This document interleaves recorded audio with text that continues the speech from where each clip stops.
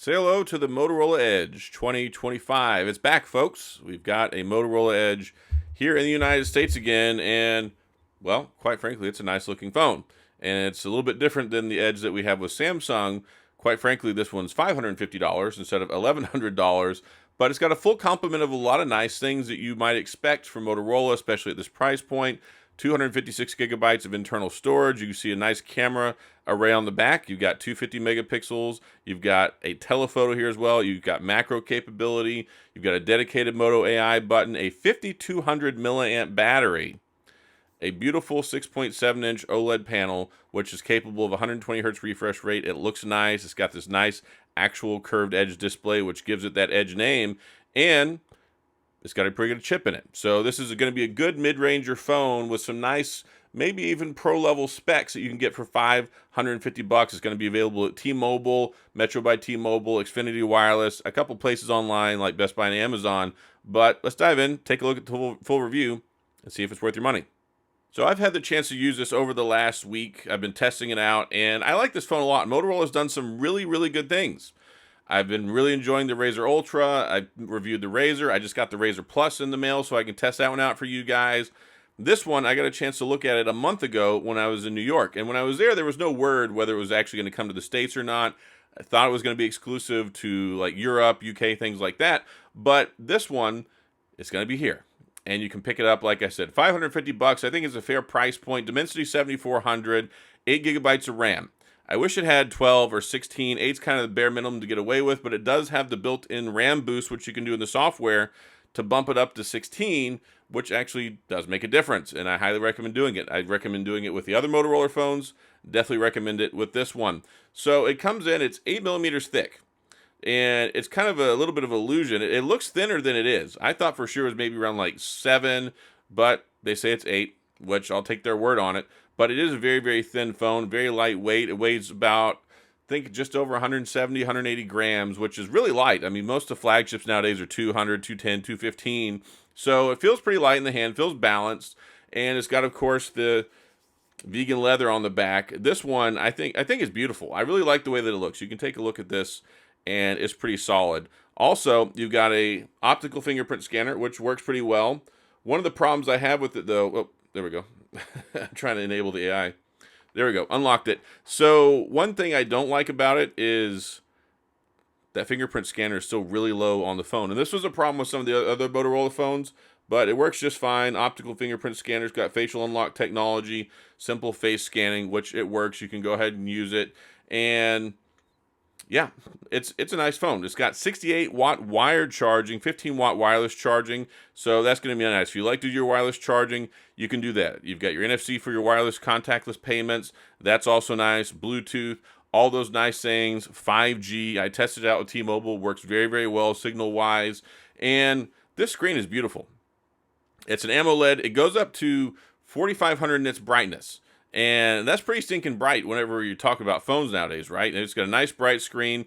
The curved edge stuff is really nice, and it gives you that extra ergonomic feel. So when you're holding on to it, like your hands wrap around it a little bit better than the ones that have like the flat, squared off edges. It just makes it feel more comfortable, easier to hold in the hand. And I haven't really been having problems with ghost touching. And just for a minute to explain that, sometimes when you have these phones with the curved edges, your hand will come into contact with like the side of the phone, but it actually, I haven't really had any issues with ghost touching where it just magically starts doing things on the phone. So that's nice. 50 megapixel selfie camera. Let's take a look at some of the photos. So like I said, it's got 50 megapixel camera on the back, the Sony Leica 700C sensor, and it's got quad pixel technology. You got a 50 megapixel ultra wide plus macro, and a 10 megapixel telephoto, 3 times optical, goes up to 30 times zoom. So that's nice. And then you get a 50 megapixel front facing selfie camera. So I think they've outfitted this with a pretty good complement of cameras. It's got IP68, IP69 as well, which is really nice. So when you start talking about a lot of these features, you're like, okay, this has got some nice things going for it. I took quite a few photos with it, a couple different situations, some a little bit less than ideal lighting, some good lighting. The only frustration I have with it, turn off the automatic macro. And you can do that pretty easy when you go into the camera. Like you go into the camera, very easy. All you need to do is go up to the little settings icon on the top right. It's the very first one, auto macro. It has a pretty hard sensor shift, between the lenses. So if you get close enough where it will kick in, you can very noticeably tell that it kind of jumps from one camera to the other one, and you can see the cameras, they're like not exactly lined up in the same spot. So it was kind of janky. That was a little frustrating. Hopefully they'll address that with the software update. But the macro's okay, of course, very dependent on light. Ultra wide is fine. And the primary camera, I think it takes good photos. I think it does fine with the portrait and all that stuff, 4K video. And it's got perplexity built in, all that good stuff. You got your circle to search, you got your Moto AI stuff, sketch to image. Just beware though, the sketch to image, just like the other Motorola phones, it's cloud-based. It doesn't do it on the phone. So is this phone worth it? I think so. This is definitely the best of the non-flip phones that I've tested out from these guys. And beautiful screen, good experience. It's not going to be the greatest in the world for gaming, maybe even very much multitasking. One, because of that 8 gigabytes of RAM, which of course, again, do the RAM boost. It's very easy to do. You can go in the settings and do it. That helps out. But the thing is, this Dimensity 7400 is not a flagship level processor. It's a good mid-tier processor. I did notice a couple of times it wasn't as fast or as seamless as I would like for it to be, but as you open things, you use them, it's very quite capable. It is pretty smooth as you're using apps one at a time. The 120 hertz refresh rate is nice, the bright screen, and I wish it had a screen protector built in.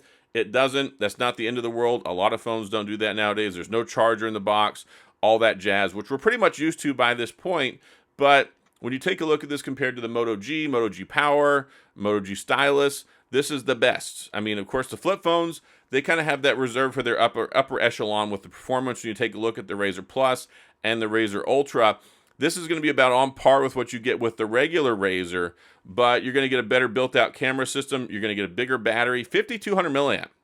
This has a really dense battery in it. And again, IP68, IP69, drop it in the water up to 1.5 meters for half an hour. Plus, it's protected against pressurized and temperaturized water up to, I think it's around 168 degrees, something like that, Fahrenheit, not Celsius.